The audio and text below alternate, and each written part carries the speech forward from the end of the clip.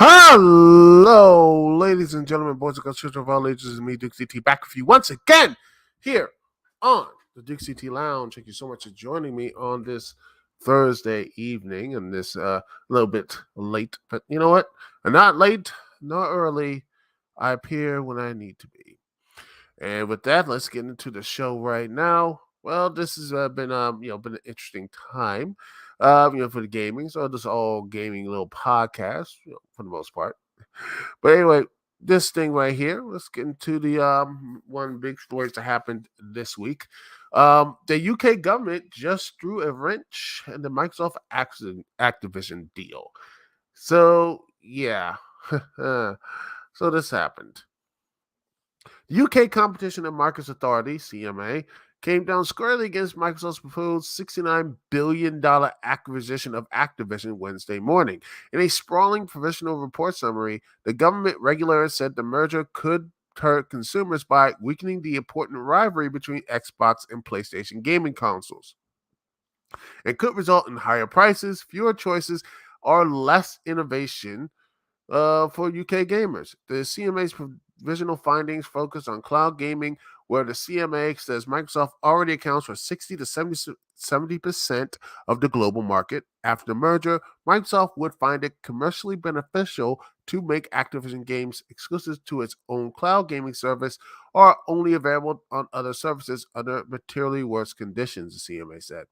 The CMA also expressed partial worry about a small number of key games, including Call of Duty, being potentially locked to Xbox and Windows PCs, while Microsoft has repeatedly promised that the Call of Duty will remain fully available on other platforms for at least 10 years after the merger. The CMA notes that Microsoft had previously purchased other game studios and then made their content exclusive to Microsoft platforms. The loss of Call of Duty on PlayStation platforms in particular could reduce competition and result in all gamers seeing higher prices, reduced range, lower quality, and worse service in gaming consoles over time, the CMA argued.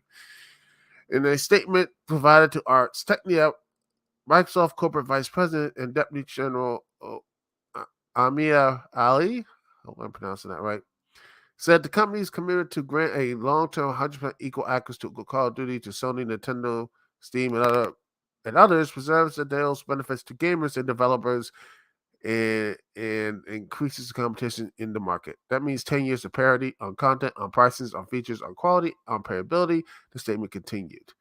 On a separate report on the potential remedies, CMA suggests that its approval of the merger might depend on Microsoft divesting large parts of Activision Blizzard King. That could mean Microsoft splitting off Activision or its Call of Duty business, or making Activision and Blizzard into a separate entity. The last option leaving only mobile-focused King as part of the deal.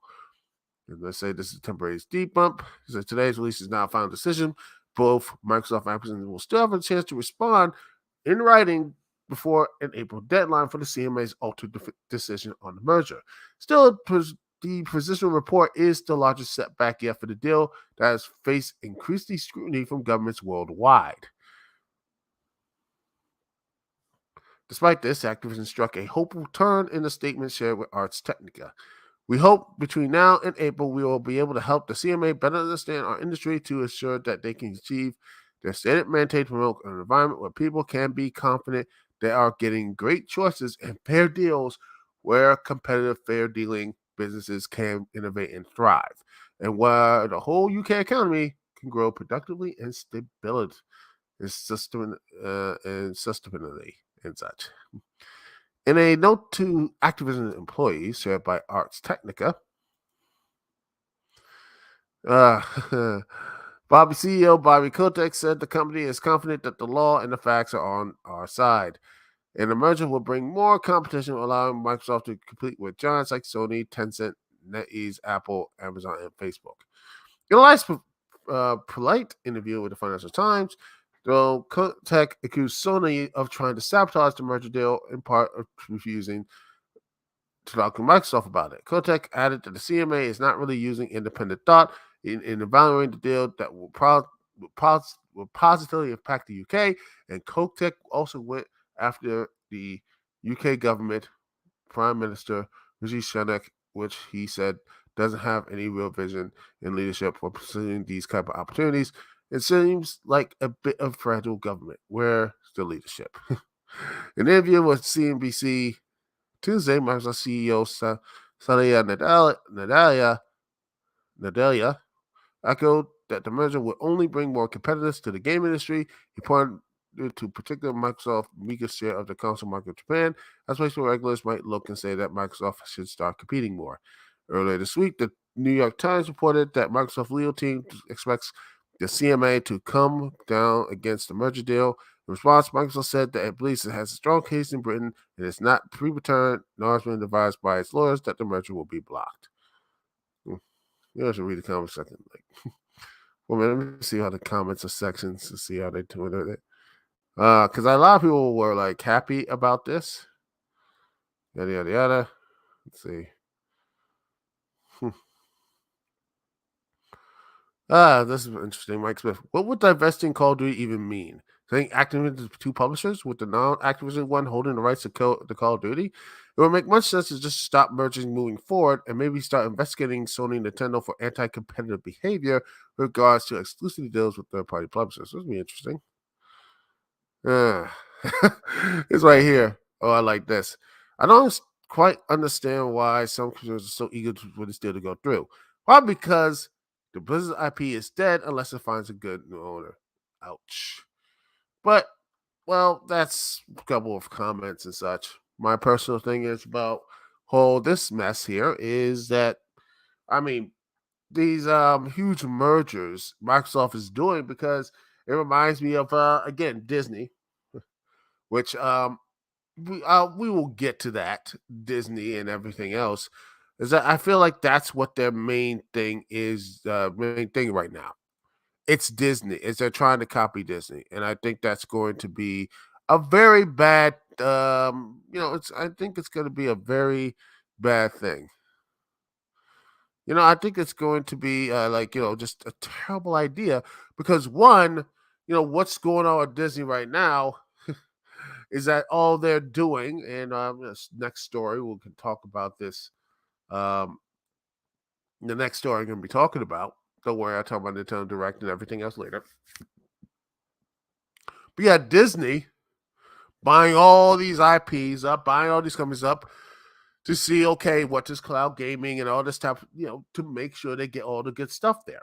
Which I'm like, well, some say that's a good idea, but what happens if those things don't work out? What happens when there comes a lot more debt? And, well, You're gonna be right there when you started, or maybe even being worse. Or if, let me just see this. You know, let's see. Let me see. I mean, that Disney is like right now. Let's see, right here, because I think this. Well, I get a feeling that it's going to be. Oh no, no, no, no, just. God dang it, not this one. Let's see. Okay, here we go. CNN.com. Hopefully, they won't. Stuff it. Here we are. Let's see. Share this instead. This is, I believe, what will happen in the future because I honestly think that plan of buying all these things up, these IPs, instead of building what you own, have this is just it's just to me is a band-aid over a bullet wound, a band-aid over a bullet wound. And I think this is what's going to be in Microsoft's future because right now they're already basically dismantling 343 Studios. They're trying to clean out basically, moving all around these pieces and such to get this thing in. But I just see this is going to probably what their future at the end of the day. Disney plans to cut 7,000 jobs and reward shareholders. And look at this, the fear and greed comes, but just right here, it fits so perfectly. Um, let's see. The story goes here. Disney said it will cut 70,000 jobs from global workforce, part of a multi-billion-dollar cost-cutting initiative at streamlining the company's operations in a period of media industry turmoil. Disney had about 200,000 over 200,000 workers as of October 1st, of which approximately 166,000 were employed in the United States. A cut of 7,000 jobs represents about 3% of its global workforce. Well, this is necessary to address the challenges we are facing today. I do not take this decision lightly. CEO Bob Iger, who returned to lead the company in November when the board fired Bob Chapek as the company's leader. I have enormous respect and appreciation for the talent and dedication of our employees worldwide, and I am mindful for the impact of these changes. Yeah. Yeah. And also here, Iger also took steps to reward shareholders, while Disney employees will feel the pain from job cut announcements. Yep. This again goes a long way.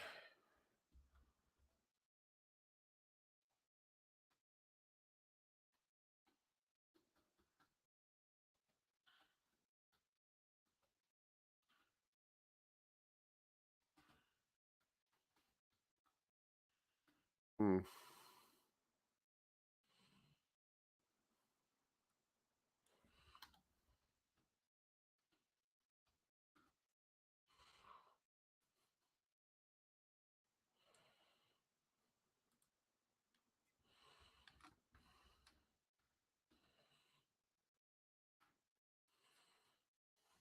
See, days of soda water. I mean, I remember. Let me just look at this. Let me just get this story about it because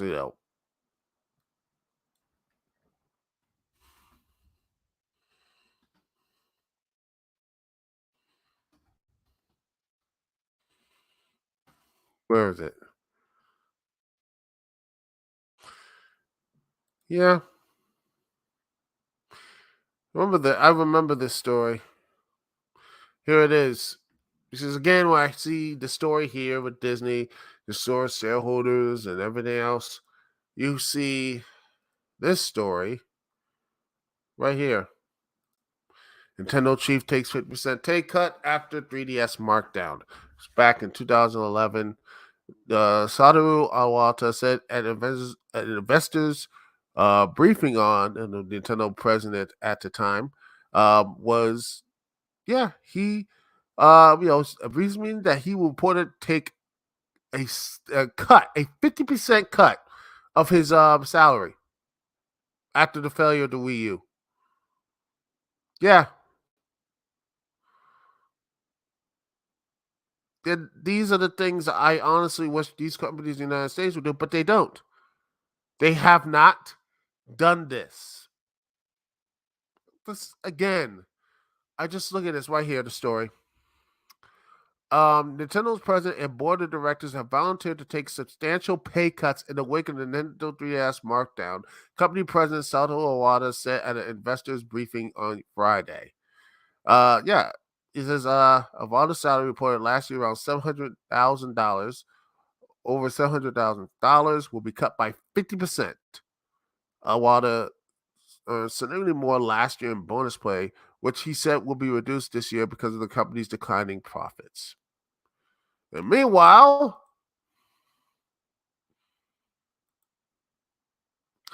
yeah, Bob Iger, the people love Bob Iger. Oh, he's great. He's the best thing ever. Just right here. Iger also took steps to reward shareholders while Disney employees will feel the pain from job cut announcement. And this is what this right here. This right here, ladies and gentlemen, right here is why honestly, this you see there's no real leadership in these big corporations. No one's going to take that pay cut themselves. A true leader will, would stand up and take that hit. When the Wii U and 3DS weren't doing too well, Satoru Iwata, he, rest his soul, he took a pay cut, 50%. You think Bob Iger would do that? You think when I look at the Microsoft and all these other people in Microsoft here, will do that type of thing too. When this deal does not go, when the deal looks like it, like in 5 years from now, when it's like, oh my gosh, they lost money and everything else, and it looks like that was a bad idea to basically be on this big buying spree. At the end of the day, was a really bad idea. Yeah, what do you think is gonna happen then? What do you think happens when you do have all this situation? When you do have this, you're gonna, and when you have it, are they gonna step up and they're gonna say, okay, well, we'll take the responsibility? I doubt that. I doubt that, and they will continue to doubt that. But you know what? You know what? This does tie into the story here. What I'm supposed to talk about right here, like I said. But yeah, like I said, I think Microsoft and Activision should be stopped and just taken down because honestly, it's terrible. These mergers will only hurt everyone around, and mergers everyone else. And I just Activision just needs to burn, and Activision just deserves to burn all that type of stuff because no one really cares. China basically cut their deals off of Overwatch and everything. They just said we're done with you after all their simping, and they're still done with them. That is amazing. That's just sad. So I think Microsoft is just like, you know what, just don't do it and just wait till they're like 69 billion. Just buy like a couple of the games and just move on. I don't know. That's just me. But you know what? And honestly, the reason why we're gonna build this in Disney doing all these cut costing and everything else is because of this story right here.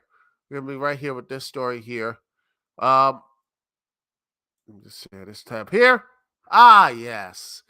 Oh, yes. Hollywood executives prepare for the worst as 2023 is threatened a recession, strikes, and decline in viewership. Yeah.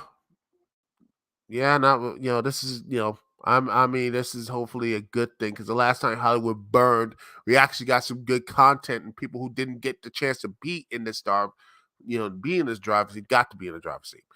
This is behind the scenes. Hollywood is looking at a rocky road in 2023. With the fear of economic recession looming, a potential writer's strike, viewership declining in streaming, and the traditional cinema industry, executives and analysts are expecting apprehension about the new year. According to the Financial Times, the outlook of one chief executive of major media group is 2023 will be bad. Will be bad. Some companies are going to have a really, really hard time. The less than rosy outlook comes after a financially tumultuous year in 2022, where investors became fed up with the streaming era that previously rocketed Netflix to the top. losing the largest entertainment groups over $500 billion in the stock market. Benjamin Swinburne from Morgan Stanley estimates that the continued streaming advance in 2022 by Disney, Paramount, NBC Universal, and Warner Bros. Discovery, who owns HBO, collectively cost the entertainment companies more than $10 billion in operating income. With investors turning their back on media sector, taking the brunt of the financial hit, Steve Kramer, former chief operating officer of William Morris Agency and current chief executive of the investment group, Content Partners LLC, echoes the anxiety felt by his peers. People are worried across the board. You're seeing cost cutting throughout the entire business. You're seeing pressure from the financial institutions to bring down debt levels and not to provide additional debt capital. 2023 is going to be a difficult year.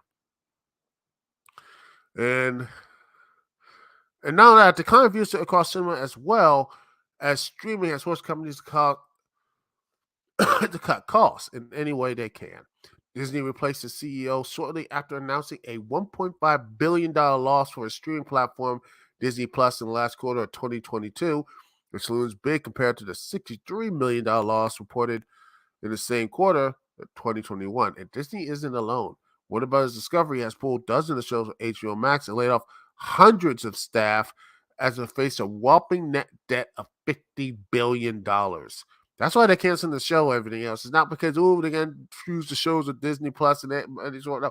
The reason why is because they have a debt to clear out, a debt of $50 billion.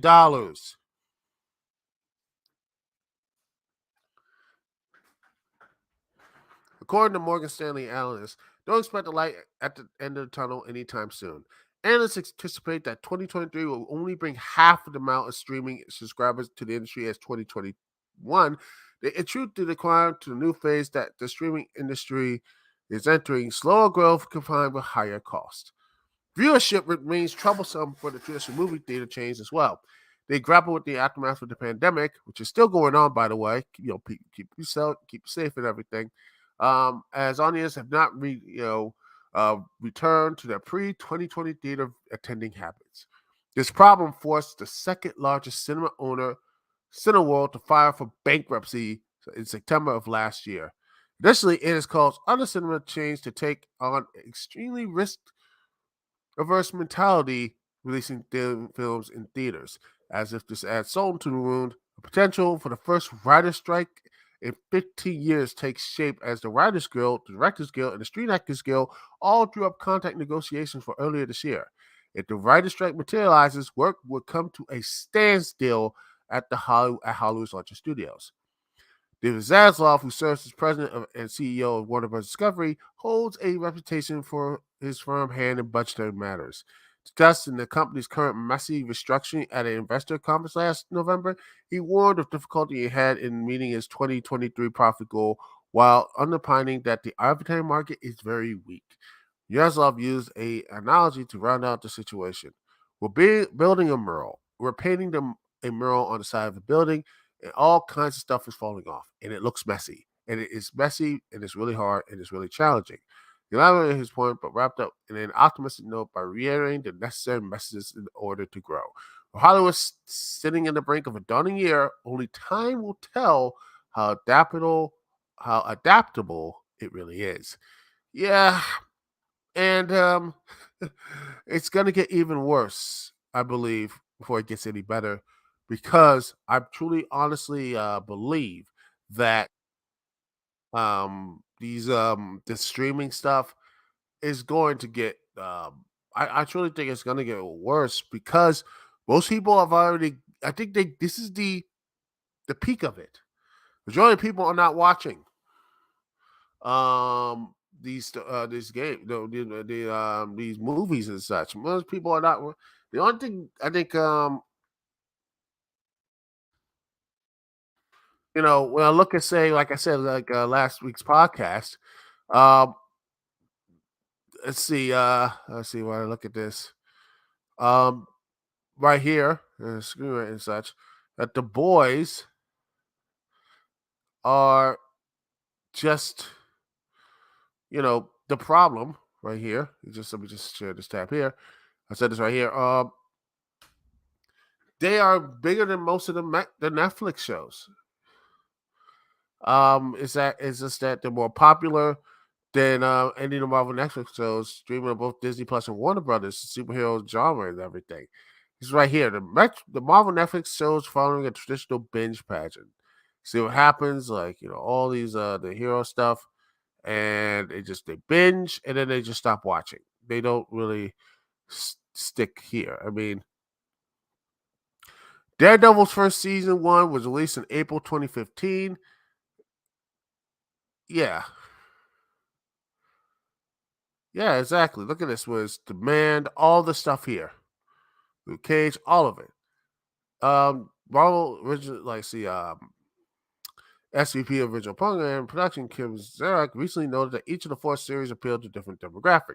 Each show for us had a different demographic. Each show was very specific. Women took to Jessica Jones, men took to Daredevil, young men took to Iron Fist because of the age of the lead character. For that case, Demand seemed to follow pretty much the pattern of each series. It peaked in a week immediately after release and then settled down base level within 4 or 5 weeks. This is actually a typical pattern for Netflix, who tend to drop every episode of a season at once, although it's interesting to note that all 4 Marvel Netflix shows settle to a similar base level. That's just the base are hardcore superhero fans who remained long after season has aired. The boys, however, followed some different patterns. Demand was already matching higher in its week on up to season one's release, and then it's benefited from a strong marketing push in the final week. This was clearly a success because, according to Parrot, the demand increased by a factor of 3 that during the marketing campaign. This contrasts neatly with Netflix's approach. The streaming giant didn't really spend all that much money on marketing, trusting to Netflix algorithm to recommend shows to viewers. As a result, there was no real pre-release bounce for Netflix Marvel Netflix series due to advertising.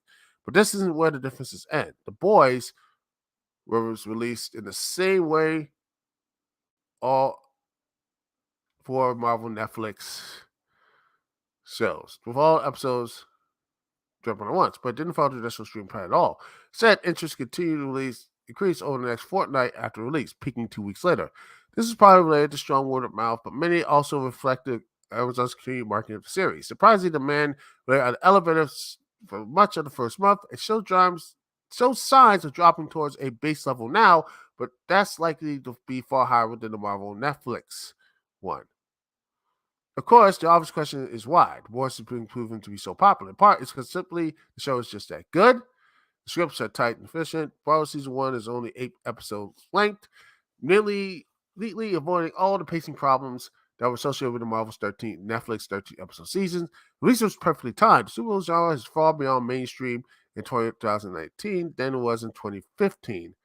And superhero shows have been absorbed into popular culture, and The Boys subverts all those choices in entertaining and original and occasionally unforgettable ways.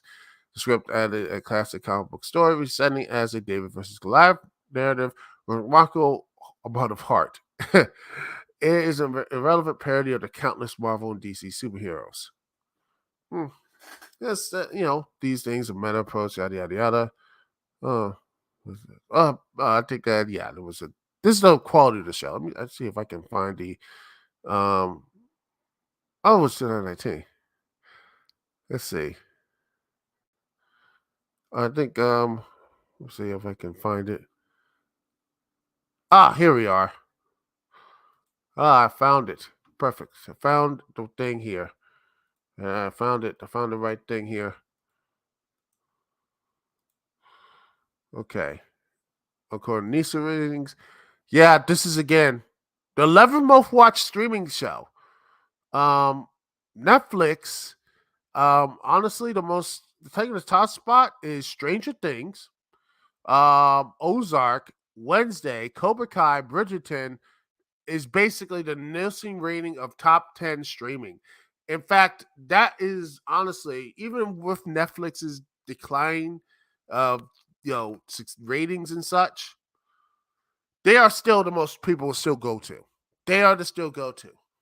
I mean, Ozark, Stranger Things, Wednesday, Cobra Kai, and Bridgerton. People still talk about that. Hell, Cobra Kai is still one of the most liked about series. And that was a YouTube series, by the way. it was a YouTube series, and then it just morphed into something bought by Netflix, and now it just exploded in popularity. Exploded, and honestly, I think the reasons why is that they do treat the old cast with a bit of dignity and respect, unlike most of these hero stuff right there. If you want old casting members, I think that's the real problem. Is that there's a bit of there's more of a dignity there than most of the most of that shows why we have old cast. You have to force them to be like, oh, the old people were dumb and stupid or whatever, no dignity. Here, the new characters have some dignity and all this. The new characters are cool, epic, and all that stuff. But yeah, they are not in. But mostly here we are. It's the problem is Disney's Plus, Moon Knight, Miss Marvel, She-Hulk, all of them, they're not even close to that. They're not even close. No one's watching them. No one is watching these shows. I like Moon Knight. I like those other most of the Marvel stuff, even though it just degraded into just this big monster super. The CGI was really bad, and I did not like it at all. And I just wasn't into Miss Marvel or She-Hulk. I just didn't care for it one way or the other. And it's just like it's the best reviewed superhero ever of all time, but no one's watching, which is a shame because I bet everyone put their heart and soul into that production, and no one's really connecting with the actor, actresses, and everyone else who made that show into a point. The stuff there, a shame, but no one's watching. Maybe it's because I think the Marvel stuff has peaked. Endgame was like that was it, Endgame, and now they're just struggling to figure out, oh gosh, what we're gonna do next. That's the issue. They don't know what to do next, and that's what the main problem is. They don't know what to do next. They don't know what to do next. They don't know how to move on. They don't know how to continue to move on. They don't know how to just like, okay, what's the next story and stuff. They have all these characters and they just float around like phase 4. They just don't know what they're doing. And I hope that changes. But right now, I don't think that. I just see that it's just not. People are just not going to go see these movies. They're not going to go watch. And I worry because once this stuff is, how many of this is going to be? And since these aren't streaming services, there's no physical releases. How many of them are going to be there forever? How long are they going to be like until because look, I mean, just right here, get back to Disney, the cost cutting stuff, the story here, they're going to be cutting jobs and doing cost cutting efforts and everything else. How long before those cost cutting efforts goes to one of these Marvel shows or those Star Wars shows or any of these stuff that doesn't have any physical releases, doesn't have anything that connects to? They could be gone. That's what it is. Yeah, that could be just gone. Unless some ways to get them back. And I can say those ways, but they are there. But more often than not, when these shows are gone, they are gone. Gone. You understand? So when the cost cutting gets to that point, and I say it's doing it now. They're doing there's Disney is doing job cuts. They're trying to save, for $5.5 billion of cost saving and such. Non-content is, all these other things. Because again, the cost cut, like 50% of costs would come from marketing expenses, labor, all this type of things. Spending less money. The best thing they could do is maybe stop trying to buy all these IPs, and now they might rumored had to sell one of these things. Was Iger basically held the checkbook and tried to buy content instead of building what they own and everything. And even worse now, I mean, hearing the rumors that they're buying, like, they've had meetings with Nick Khan at WWE. I see how tied to pro wrestling now. See, that's how I do. They had meetings with, they had it. Let me just see if I can find it. Let me see, go up here.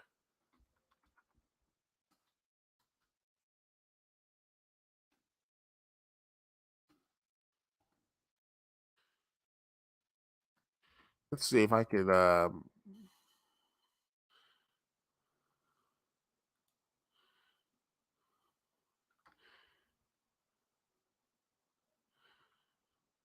Let me just see. World Disney Today. Nick Khan met with Disney CEO Bob Iger and President, ESPN President, about selling WWE. And this happened like recently, like a couple weeks ago. And yeah, recent report Disney Comcast or potential buyers. Comcast may not be doing it and such, but yeah, they are in there. The checkbook might be right there, $6 billion. Like, hey, it's only $6 billion. You know, they're not sold, but they still are talking about it. They're right there. I mean, they're still doing all this stuff here. He met with the Disney CEO Bob Iger. He met with ESPN. So they might, put another thing on the checkbook. And again, even while they're doing this, where they had to cut costs for $5.5 billion, they might do it anyway because they just know how to spend. They just had to spend, spend, spend, spend, spend, and that sort of thing. And Bob Iger, I wouldn't be surprised if Nick Khan just did a little, Nick Khan talked to Bob Iger, like, hey, you know what? Don't worry, this won't cost much at all, only a couple billion. Won't affect your cost cutting, and you get more content, cheap content, ready to go on ESPN/Disney Plus. It's all good, baby. You need live stuff, man. It brings people in. We bring in more people. Come on. I wouldn't be surprised. I would not be surprised, man. So Disney might just open the checkbook because, hey, why not? That's what they know how to do. Even though they're losing, they lost Disney Plus subscribers, you know, what do you want? To 162 million from 164 million. But I think that's going to go down even more. 2%, but I wouldn't be surprised that it will go down to like maybe 150, 140 by the end, 100, like 158 million by the end of this year. Because again, this is going to be a bit tight. So they're going to look and say, okay, which are we going to look at? ESPN, look at Hulu and Disney, and they're raising their prices. So what they're going to look and say, you know what? We'll get rid of our Disney Plus subscription. We're gonna get rid of that because it seems like you know a luxury item. So yeah, this is what's going to be in the future and such. A lot of cost cutting and a lot of stuff here. Recession, strikes, and it's going to be an interesting time. There's going to be a lot of things in Hollywood might be going down, but if they maybe it might be the time to do so. Maybe Hollywood finally go down. And honestly, I wouldn't mind it. Maybe then we'll finally get some people in Hollywood or in these places and such. We'll be like, okay, maybe we'll get some good content and good, interesting stories that have been ignored and completely forgotten. I don't know. Or they'll just all of them get bailed up by the United States government because they need to keep this good psyop going. Oh, that would just be even funnier. But that's just my personal opinion. Anyway, we're going to take a small little break. I ranted for a while, ladies and gentlemen. So no worries. Well, I got more ranting to do. And about the Nintendo Direct and what are my thoughts on that. Anyway, we'll be right back right at this here live on the Dukect Lounge. Thank you so much for watching. Thanks for being here. Listen to me, Dukect, right back right after this.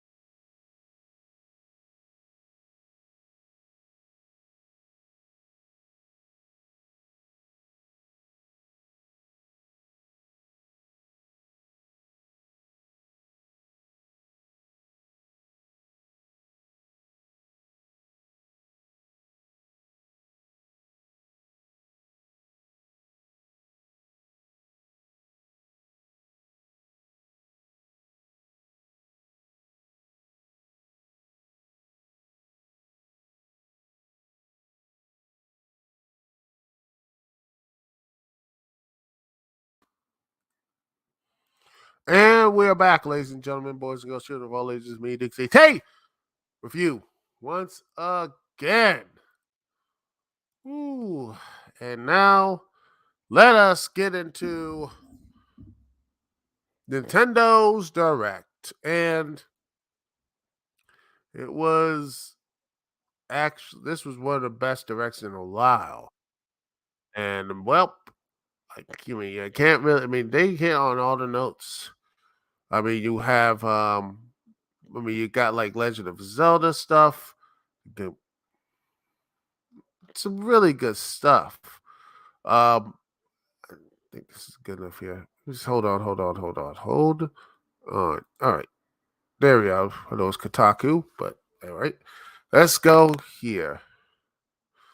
Yeah, Nintendo always does have that type of only day warning. And then we get Metroid Prime Remastered, which was I want to get this, but I have Metroid Prime, and I'm like, I want to get the trilogy on the Wii, but this looks so good. I am tempted to get this. Tempted. It is out now. I am tempted to get this. I'm probably gonna get it next month, and maybe stream it. Who knows? But I might get it right. Who knows? That sort of thing. I love Metroid. I really do. Metroid Prime series is one of the best series out there, and it's just so. It looks great, and it has really good fight and really good controls. It's all this stuff. It looks so good, and I just wish. I just like. I wish the next two are going to be remastered as well. I don't know how they're going to do the Metroid Prime 3, but maybe they're going to make it like a Joy-Con thing, and only you do the Joy-Cons and all that type of stuff, which is fine. I don't mind it. All right. Okay, then you get Advance Wars 1, 1 and 2 Reboot Camp because, well, honestly, let's be honest, they couldn't really do anything because the whole Ukraine thing. You're just like, yeah, it wouldn't be a good time to drop it because World War III could be happening. But then after a year or so, they're gonna do it. April 21st. Hopefully nothing bad happens or anything else. But looks like we're finally gonna get Advance Wars 1 and 2 Reboot Camp. Line up, maggots. We're going to Reboot Camp. Oh, my General Sergeant Slaughter impersonation. Well, hopefully that wasn't too bad. But yeah, it looks good, and hopefully finally get San Amigo, man. We haven't heard that name in a while. I'm gonna really do that looks nice. I can't wait for that. That looks fun and a good way, probably a good workout too. So San Amigo, I'm gonna be doing that. I'm gonna probably be playing that. It looks really good. Yeah, finally. And this is again, I'm surprised they actually Sega remembered that, oh gosh, we actually have other things on our bench other than Sonic. That's nice. Then we got Kirby's Return to Dreamland. Oh, and Kirby's in the Forgotten Land, which I have streamed. Was fun. I need to get back and playing it, by the way. I can play it and finally do a review of it. I haven't done a review of it, by the way. I need to get back on that. After my GoldenEye review, I'm going to probably do some games and everything. Maybe do some Kirby stuff. Who doesn't love Kirby?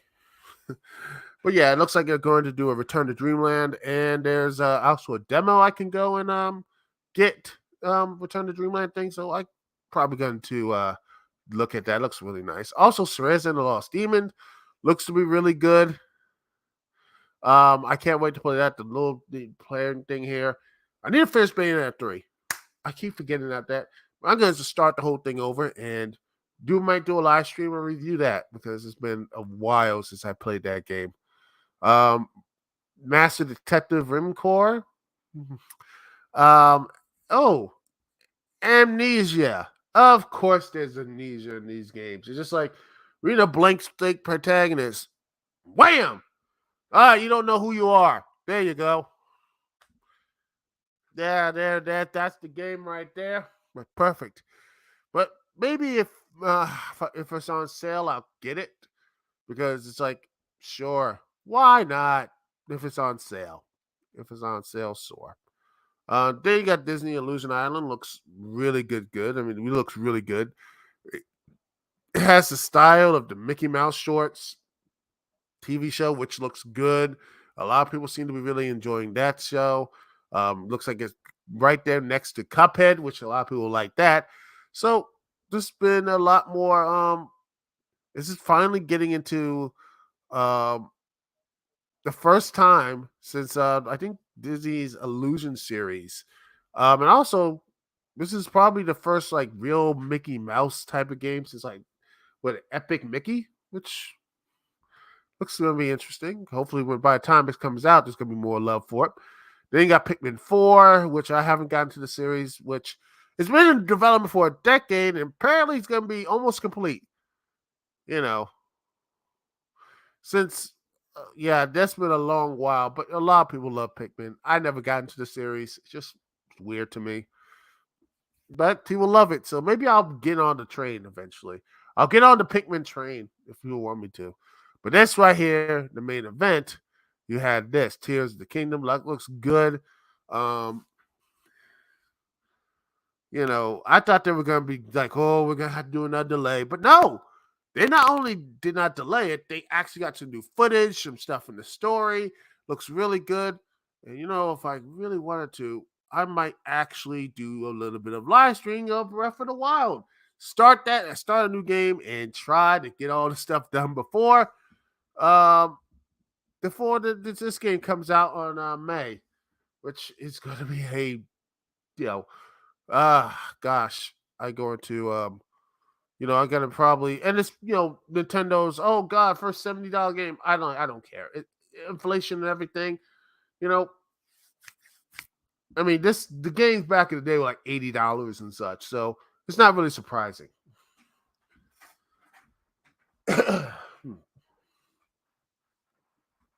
And I just it looks really good, and I hope that's what I hope that it actually it feels like continues on the best parts of Breath of the Wild and a little bit of an Age of Calamity as well.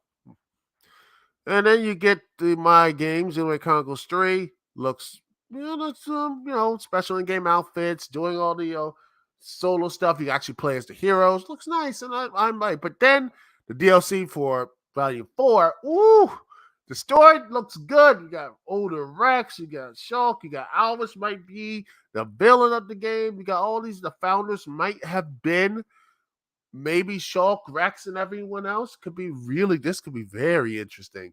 And I can't wait to see what's gonna happen in that story. They're tying all the loose ends there, brother. Tie it all in. And I don't know. That's like they never got to, and and it's probably gonna be very emotionally ending. So yeah. Also, Fashion Dreamer, people mock this stuff. They think it's stupid, but it sells. It sells, and I guarantee you, it's gonna probably be right up there with the top games of top 10 games that sold the most in 2020. 2023 and 2024. I wouldn't be surprised. Tron Identity looks to be a decision-based adventure, which is going to be a very interesting way to do Tron. I hope it's good. I hope it's actually good. We actually see Tron, because the last time Tron was like what that 2006 some movie or something. But let's see how long was that Tron? Because I know the 80s movie. Let's see. I know the video game that came from that. Let's see. Yada yada yada. The production, this, that, yada.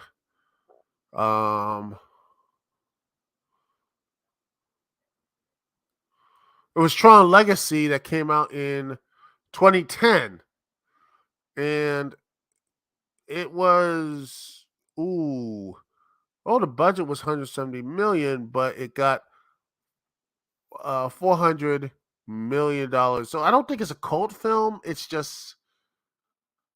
it's a weird type of thing. And then you have Tron Uprising, which is going to be I think it was. Oh yeah, it was already out actually.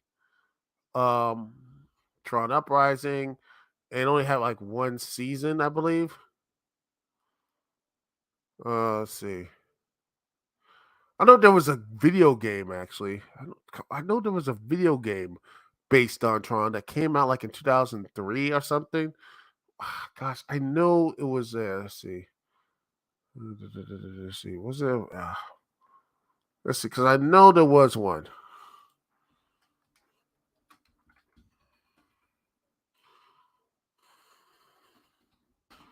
I know there was one. I'm not talking about the 80s one. There was other video games based on Tron and such. Yada yada yada. Come on. There was one. There was a Tron Arcade. I know there was a PC game. Um, I know I'm not crazy.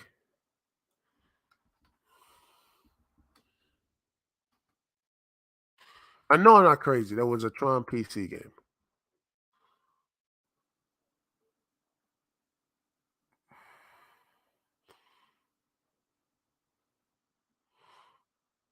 Let's see, because I know there was a there was a Tron Evolution. Um, see, there was before that there was a Tron. I know there was a Tron video game. There was one. Was it Tron 2.0?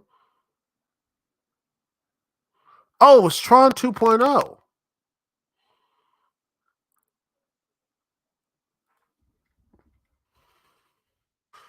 It was a 2.0. Yes, yeah, that was it. Tron 2.0. Um, it's actually it's you can actually play this right now and it's interesting.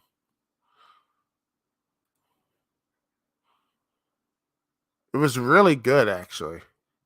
First person shooter, really good stuff. A lot of people the PC and PC version is really good. So I mean, yeah, Tron 2.0. I heard that's really good. So, but maybe Tron Identity can restart that thing. Who knows? Anyway, Ghost Trick. Um, something that people would like to see for Ace Attorney stuff, which interesting. Dead Cells, turn to Castlevania. I've never been the Dead Cell fan. Um, you know, I need to get into Dead Cells, who knows? But then you got Deckard Police, which looks like to be a I don't know what type of game it's going to be. It looks like a turn-based game, but also detective. Um, let's see. I mean, what is that type of it's a JRPG action, which looks like it's from level 5, which it's going to be good because they have a good record. He has a rookie detective named Harvard. Yeah, so his parents are known to be basically, yeah, his parents probably are just the most pretentious pieces of crap ever. Um, you see, hunt down criminals in a huge open world, crime-ridden city, traveling back and forth between physical and virtual reality. So yeah, that's great. So yeah, all it's turned to it's all reality and fictional. So that's just gonna be weird. But hey, it's level 5. They can do something. Splatoon 3 DLC, which looks like it's going to be layouts. Yeah, so I need to get back to Splatoon. I've been playing that a bit. So I'm going to be doing more Splatoon and playing more of that because I've already beat the story mission. There's some online stuff. Fun times. It says Splatoon has basically been, I am so happy that that series from the Wii U all the way up to here, it's one of the best. I truly think it's probably one of the best new IPs Nintendo has ever had. Um, just knowing how to take care of it, and it was just so popular. And then you got Fire Emblem Engage. That people seem to like that stuff. Harmony Fall Ravine, a stylish visual novel that has you go into two worlds, signing with gods or apparitions. Each one you don't know which. ending is going to be the best ending. It's really interesting. If not, Octopath Traveler 2. I haven't played the first one. I just don't care about old school JRPGs. I don't. I hate the grinding. I hate the stuff. I just don't like them. But if you love them, if you love to have the patience and time, graphically looks great, and the story seems to be interesting. There is some good stuff there, but I just can't get into that stupid grinding and the absurdity. And I know video games are basically absurd, but still, this whole thing of turn-based strategy is standing in a place. You hit someone, then you go back to your place, hit the one again, go back to the other thing. They hit you. It's just so tedious and long, and you're just like, get over with. And you hit the big power thing and just knock it out. I guess, boom, there you go. It gets so tiresome and boring. It doesn't engage me. Never have. But anyway, roll, love Calamari, reroll, Royal Revere. That looks fun. I love Calamari. Who doesn't love it? Etridan Odyssey Origins Collection. Looks something could be modernized and bundled, and all it looks really good. Atlas and games, but they have auto mapping now, so you can do all that stuff. Sea of Stars. That looks really good. That looks interesting. Omega Strikers, a really small ball, just table hockey, but with anime characters. Sure. Online gets Game Boy and Game Boy Advance, so that means my Nintendo Wii U purchases will go down significantly because next month I'm going to be just spending all of that. Probably a little bit this month, and next month we'll be spending majority on Wii U stuff. So before their thing shuts down, I'm going to just spend all the stuff to buy all the things. I got a nice big old memory thing, so I can just put all there over a terabyte, so that's good. But yeah, most of it will be Game Boy GBA, so I already got the expansion pack, so I'm good. And you got Fantasy Life I, The Girl Who Steals Time, which, okay, that's nice. And you have Professor Layton in the New World of Steam, so he becomes a PC gamer then. Ha ha! I'm clever. Not really. But yeah, this looks like it could be fun. And so yeah, more Professor Layton. Mario Kart 8, which I just recently got. And it's like it's not going on sale anytime soon. I just screw it, bite the bullet, finally bought it. So we got all this stuff, which is the booster cast course, which looks really cool. And Birdo showing up, which is finally surprising. Birdo didn't show up since Mario Kart Double Dash, which is weird. Anyway, and then you got Beaten Chaos, which, by the way, I have to say, I never played these games, and it's basically from Namco, by the way. So, those are from, let me just see, Beaten Chaos is Namco. So, they also are doing, I think Namco had the, let's see, it was originally, I know Monolith Soft made it, developers, and the publishers is Namco, which is, oh boy, they didn't really do a good job with, Tales of Symphonia, which is coming on the Switch as well.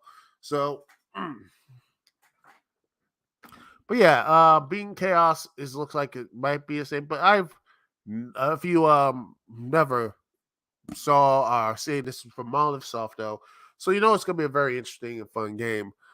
Maybe I always saw it on GameStop and everything. I wanted to play it, but I'm like, the cards.